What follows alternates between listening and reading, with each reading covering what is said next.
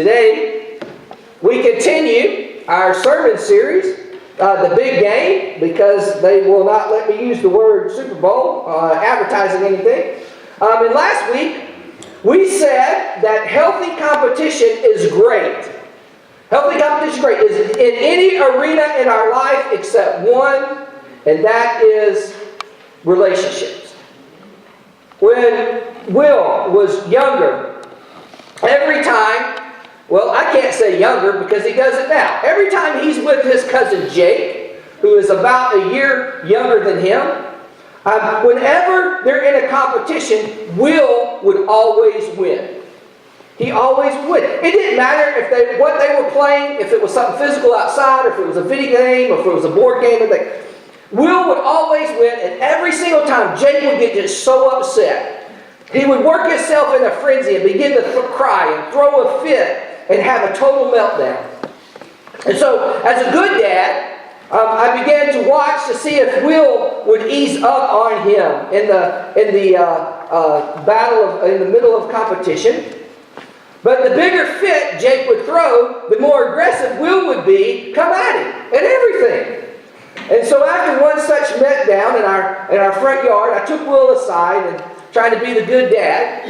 And I said, "Son, for the love of God and the peace of the family, let him win. Just let him win. Ease up a bit. Or if you don't let him win, just ease up a bit and make it close."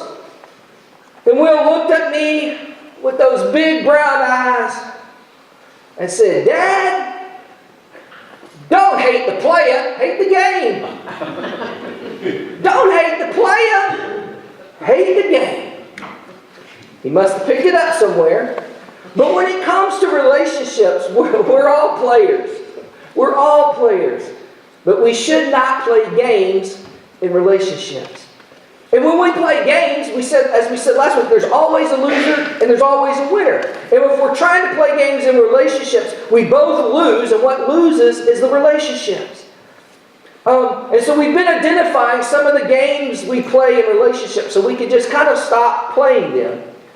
One of the things Kelly and I do whenever she tells me she loves me, I always say, "Well, I love you more," when she initiates it. And one day she asked me, "Why do you always answer me, 'I love you more'?" And I said, "Because I told her I'm a competitive guy. And I want to win this thing. So I want to up my love more to you. I like to win." But one of the games we play, especially in relationships, but other times, is the blame game. So I shared with the kids, it's the blame game. I saw a billboard for a lawyer, and it said really big. It said, "Just because you did it doesn't mean you're guilty. Just because you did it doesn't mean you're guilty." And it said, "Call the name of the lawyer." So the reason I did it, the reason I saw what I saw, the reason I said what I said, the reason I acted the way I acted was not my fault. And you know where the blame game began? As I shared with the kids, with Adam and Eve. God understands it was here from the beginning. "Adam, why did you eat the fruit of the tree of good and evil?" Do you remember Adam's answer? Perfect guy response.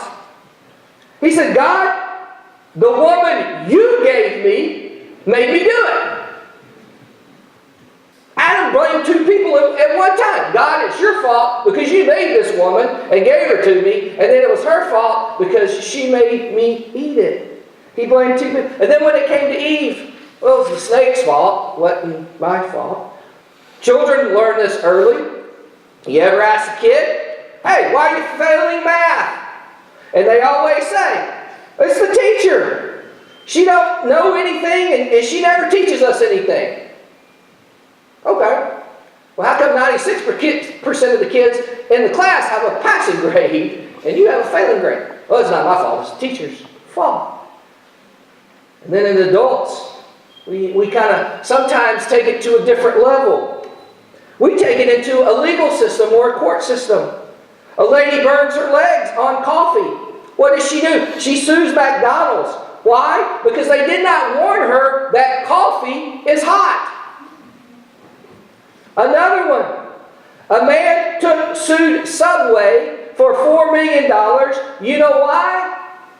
He measured his foot-long sandwich, and it was only 11 inches and something.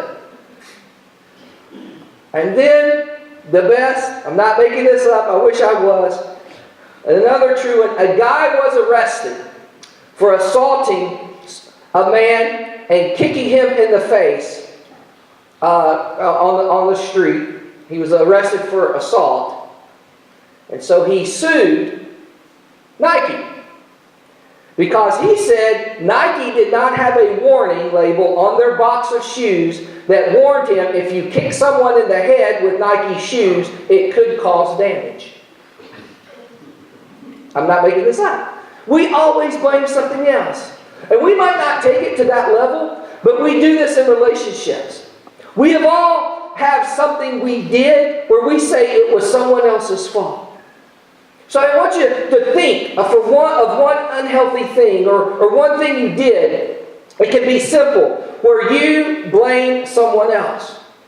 You know, I would just want to stop and just say really honestly to y'all this morning, if I can, you know what my body would look like if not every Sunday after church y'all had a table of sweets and just waiting for me?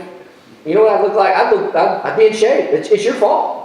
It really is. I just want to throw that in there. It's not my fault. Every time I get through preaching, go in there, y'all got these cupcakes and cookies and everything else. I mean, I don't want y'all to stop that, but, you know. But think of that one thing you did and why you did it. Whose fault was it that you did what you did? What made you feel that way? What made you say those things? What made you act that way? Was it your fault? Because here is the simple truth. We know beyond a shadow of a doubt, we know deep down it's our fault. We know it. We rationally understand that our behavior is on us. But rationally is not how we play the blame game. It's in the heat of the moment, the middle of the battle, we begin to blame someone else. And we're always going to have conflict. We're always going to have grievances. We're always going to have disagreements with others. And our natural reaction is to blame someone else. Just like old Adam and Eve. This goes back to creation. Just because I did it doesn't mean I'm guilty. And that statement is funny, but it's so true. And if you don't believe me, don't blame me. It's not my fault. I read it in a book somewhere. The problem with the blame game is it holds us back from the person we should or could be. Blame stunts our growth. You see, blame keeps us from improving ourselves and our relationships. Because when I blame, I stay the same. I have a mark of that on the t-shirt. When I blame, I stay the same. When I blame someone or something else, you see, my pride stays the same. When I blame someone or someone else, my ego stays the same. My immaturity stays the same. Whatever I need to work on me, stays the same when I begin to play the blame game. The truth is, there is someone else to blame. There's nothing about me I need to work on if I say that. It takes us down a steep and dangerous slope. Because if we say there's nothing I need to work on, if we say if them, whoever it is to blame, if they don't fix it, if they don't change, I'm going to leave. I'm just going to leave. I'm going to leave this job. I'm going to leave this family. I'm going to leave this marriage. I'm going to leave this church. And I'm going to go somewhere else. And then it will be all right because I will be all right. And all they do is push the recycle button. The reset on the cycle button. I saw one of those memes that pop up on Facebook this week. And it said, my problem is where I go, there I am. The problem is where I go, there I am.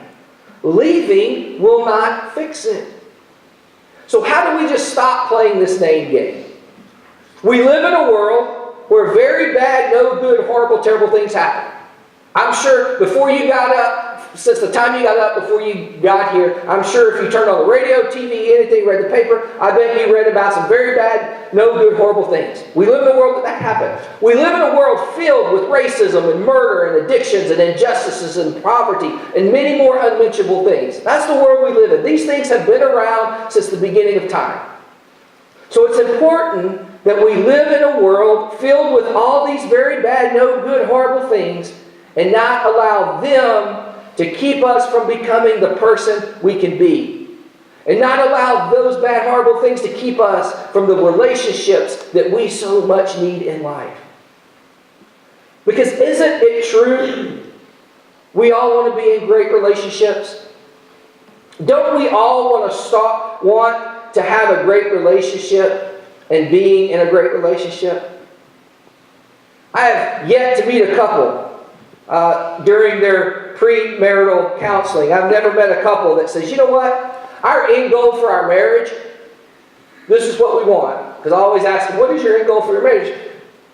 Because we need an end goal for everything. And most of the time, this is what... I've never had one couple say, here's our end goal. We want to get married. We want to have 2 kids. And then about, 8 or 9 years in the marriage, we want to break up. We want a divorce. We want it to be a nasty divorce. We want to use the kids as pawns and move them back and forth. And we want to fight over who owns the house and who gets the car and who gets the dog. No one ever says that.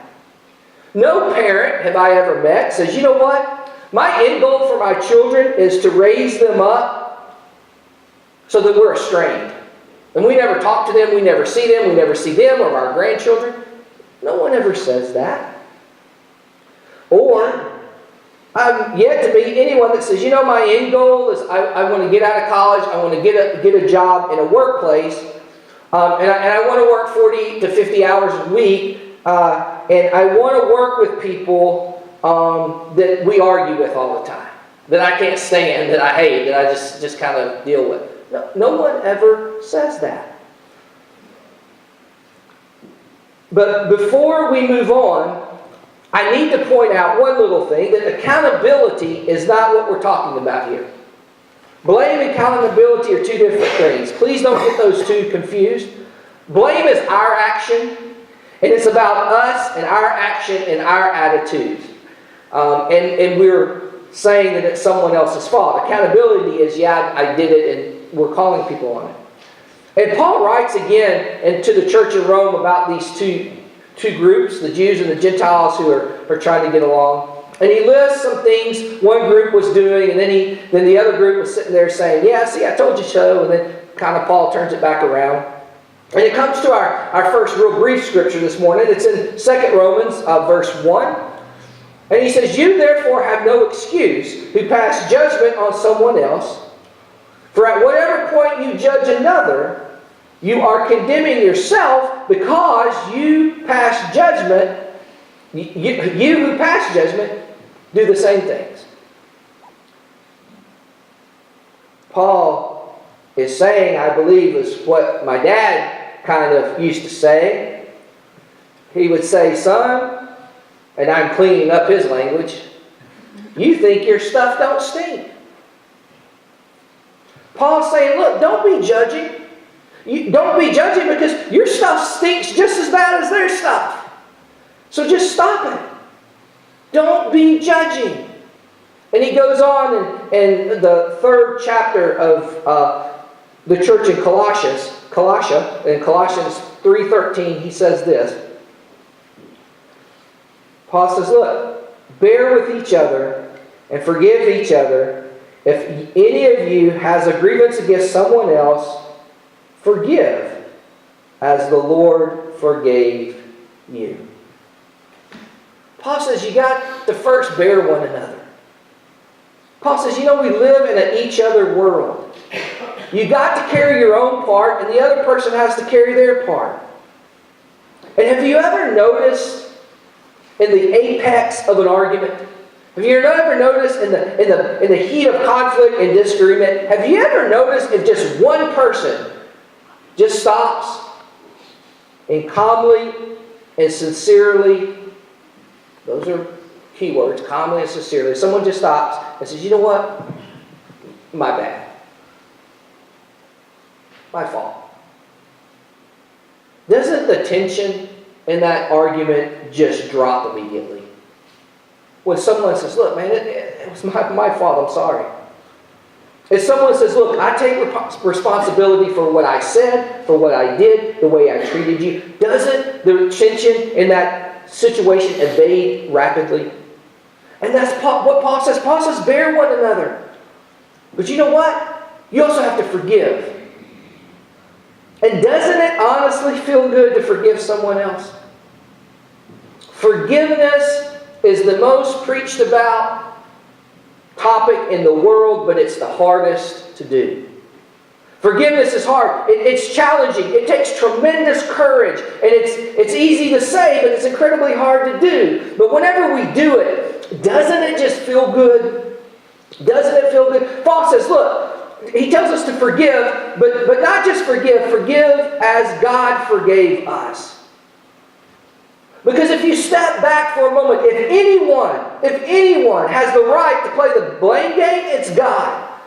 God could look at you and say, look, you lied, you cheated, you stealed, you killed. You people, I blame you people for not having a relationship with me because look what you did. Look what you've done.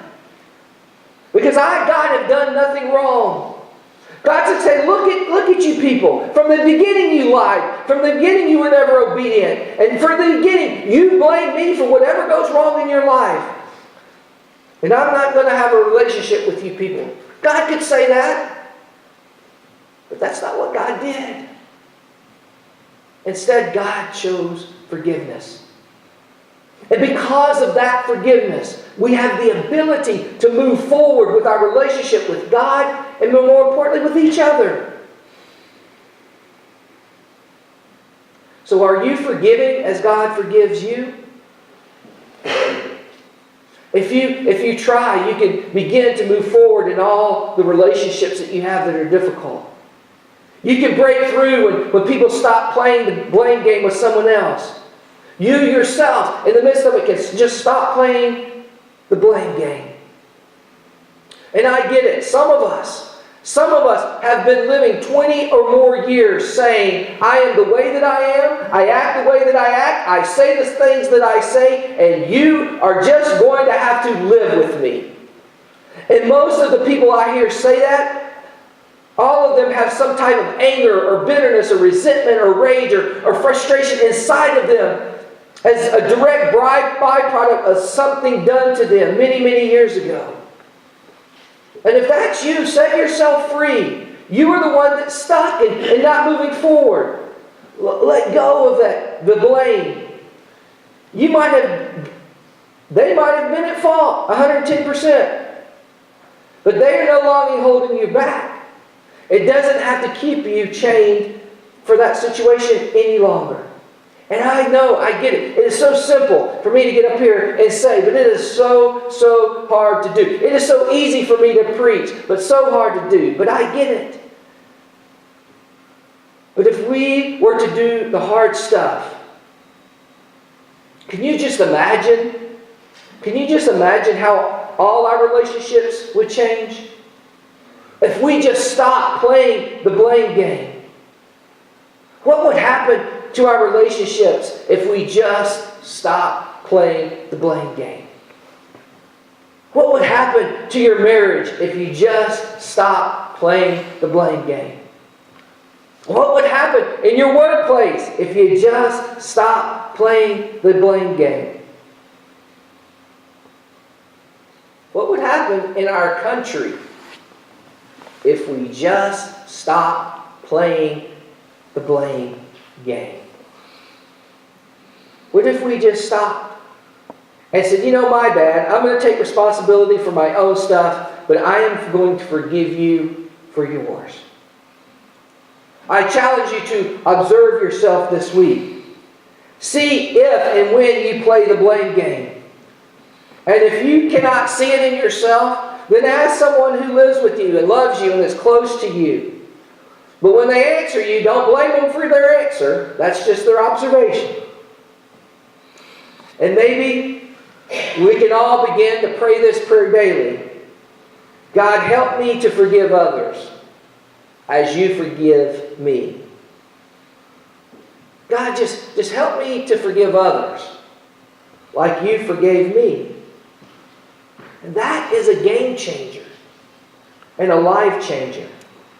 If we can just do this on a daily basis and stop playing the blame game. Will you pray with me? Gracious and wonderful God, we pray first and foremost that many of us, it's our fault. Many of us must come to you humbly on our knees, and whether we confess it to other people or to anyone else, we must say to you, there's many times where we blamed others. We blamed others for the things we said. We blamed others for the way we've acted. We blamed others for our actions, or blamed others for when we should have acted we didn't. Help us, dear God, as we move forward in our faith family and in our relationships and even with our country, that we're able to bear one another. We're able to remind each other to stop judging. We remind each other to forgive. Forgive each other not as we would want to forgive, but as you forgave us. We recognize, dear God, if anyone had a right to play the blame game, it's you. How we blame you for things that go bad in our life, in our country, and in our world. But you still chose to have a relationship with us. You chose forgiveness. You chose to allow your Son, Jesus Christ, to die on a cross for our sins. Yet he was blameless. Remind us, dear God, of that sacrifice. Remind us of how you've reached out to us. Remind us each and every time we begin to play the blame game in our relationships. None of us, dear God, want to stay the same. We want to grow. So help us through the power of the Holy Spirit stop playing the blame game. It's in Christ's name we pray. Amen.